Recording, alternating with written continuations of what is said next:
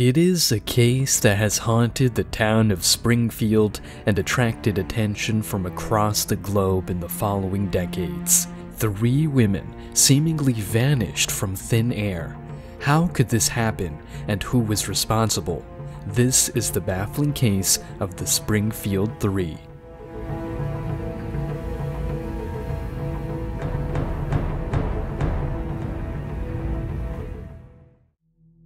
19-year-old Suzanne Streeter and 18-year-old Stacy McCall had recently graduated from Kickapoo High School in Springfield, Missouri on June 6, 1992.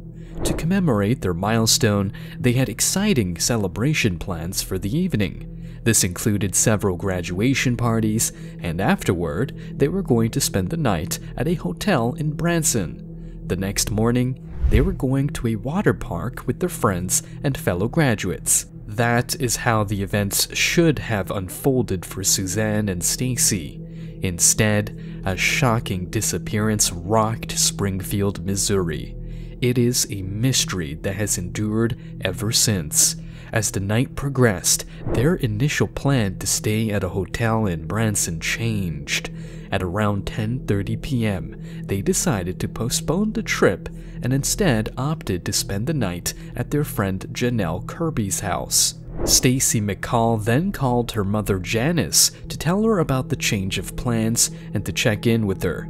Little did they know that this would be the last conversation Janice would have with her daughter. Suzanne and Stacy attended one of the graduation parties where they stayed until past midnight. As 2 a.m. neared, they decided it was time to call an end to the night. This is when they found out they wouldn't be able to stay over with Janelle as she had visiting family members taking up the spare beds. The girls then decided to spend the night at Suzanne's home at 1717 East Delmar Street, where she lived with their 47-year-old mother, Cheryl Levitt. She and Suzanne had moved into the house only the previous April. Before leaving Janelle, Suzanne and Stacy reassured her that they would return in the morning as planned, and the 3 of them would still go to the water park together.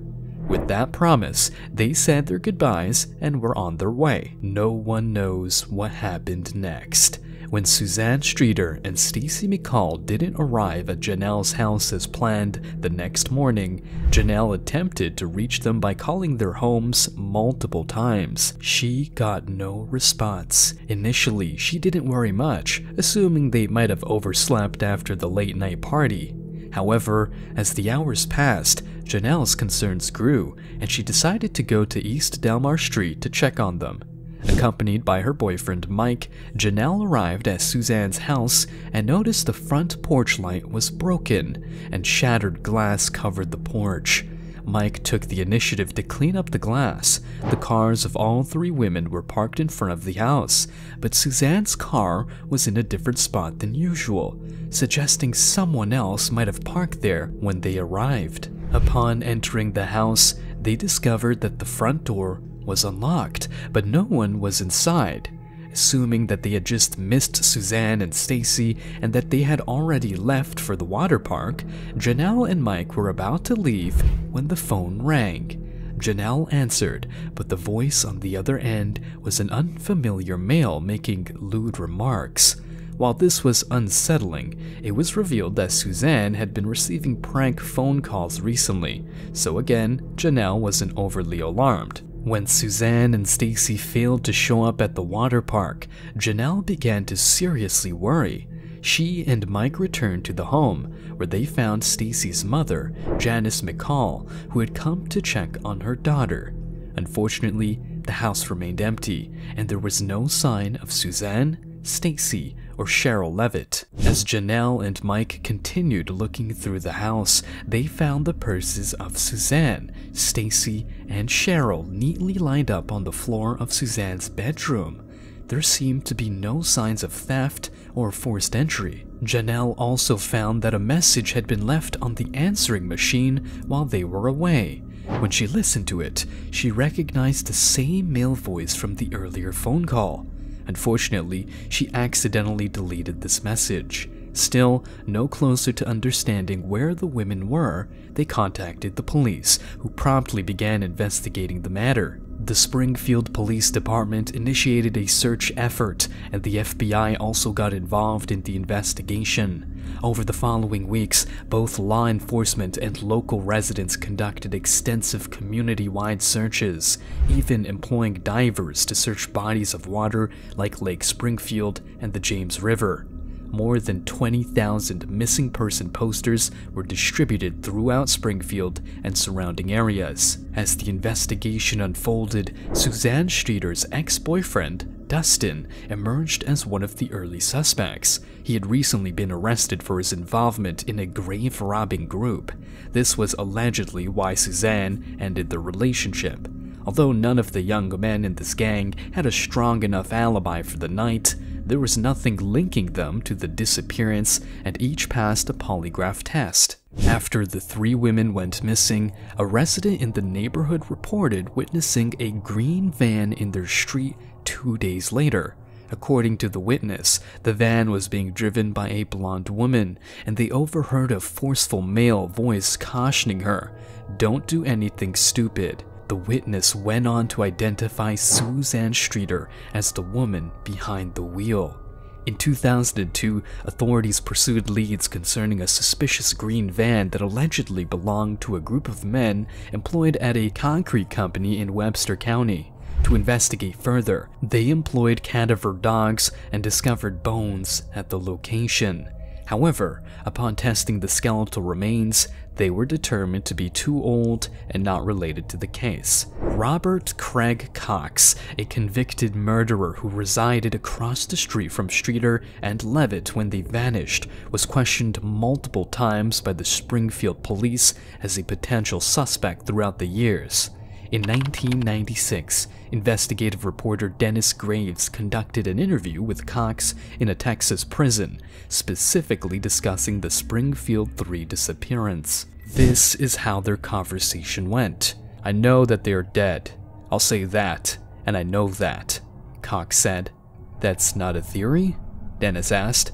"I just know that they are dead. That's not my theory. I just know that. There's no doubt about that," Cox replied.